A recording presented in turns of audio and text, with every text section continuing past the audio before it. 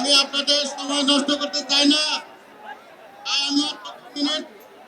আমার একটা প্রশ্ন আর একটা দাবি, আমার বক্তব্য শেষ করবো। আজকের এই মহতী সভার উপস্থিত আমার প্রিয় ভাই ও বোনেরা, আসসালামু আলাইকুম। আমি একটি প্রশ্ন করতে চাই যে 5ই আগস্ট শেখ হাসিনা হেলিকপ্টার দিয়ে ভারতে পলায়ন করেছে। শেখ হাসিনার পর 2 দিন পরে ডক্টর ইউনূস ক্ষমতা নিয়েছে, মাত্র 8 তারিখে।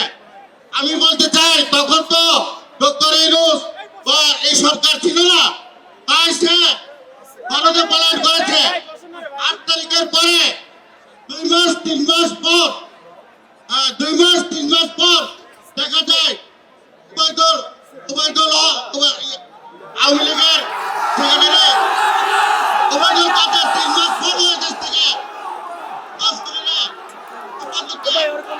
বিদায় নিয়েছে। আমি বলতে চাই